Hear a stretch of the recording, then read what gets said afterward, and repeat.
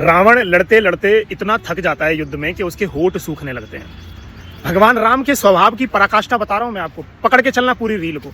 रावण के होठ सूखने लगते हैं, वो थक जाता है। श्री राम भगवान जाते हैं और कहते हैं कि मुझे लग रहा है कि आप युद्ध की अवस्था में नहीं है, आप थके हुए लग रहे हैं, आप घर जाइए, आराम करिए, भोजन करिए, औषधि का सेवन करिए, कल आ जाइए युद्ध करने। युद्ध का परिणाम इतना जरूरी नहीं है, आप थके हुए लग रहे हैं। वाल्मीकि रामायण पढ़ना जरा, लंका कांड और युद्ध कांड, उसमें है भगवान राम की पराकाष्ठा देखिए स्वभाव की। कह रहे हैं कि आप थके हुए लग रहे हैं, आप घर जाइए और आराम करिए जाइए।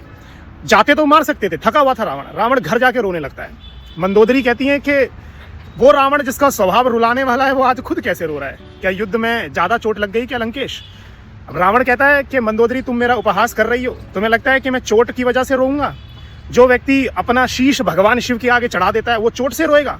दरअसल में भगवान राम का स्वभाव इतना सरल है, उन्होंने मुझे रुला दिया ये कहकर कि तुम थके हुए लग रहे हो, तुम्हारे होठ सूख रहे हैं, तुम घर जाओ, भोजन करो, कल आ जाना। तो मंदोदरी कहती है कि तुम फिर सीता का मोह त्याग क्यों नहीं देते? जब राम भगवान का स्वभाव इतना सरल है तो आप क्यों नहीं त्याग रहे हैं?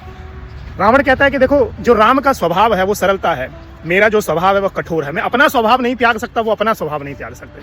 तो मनुष्य का जो स्वभाव होता है ना, वो कभी त्यागता नहीं है। मनुष्य बदल तो सकता है किसी को आकर्षित करने के लिए, क्योंकि स्वभाव का मतलब ही है स्वयं का भाव। और इसीलिए आप देखें, अंत में देखिए, एक बार विभीषण भी रुलाए भगवान राम ने। जब रावण का वध कर दिया, श्री राम विभीषण से कह रहे हैं कि विभीषण इनकी अंत्येष्टि कर दीजिए, सारी क्रियाकलाप कर दीजिए।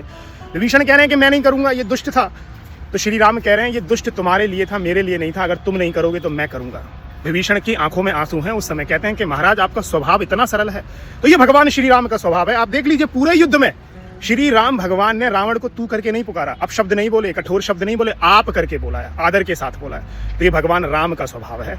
अगर जो आपका स्वभाव है आप उसमें ही जीते हैं, अगर आपका स्वभाव सरल है, सरल का मतलब ही है सीता, राम, लखन, जिसका स्वभाव सरल है उसके अंदर तीनों चीज आ गई।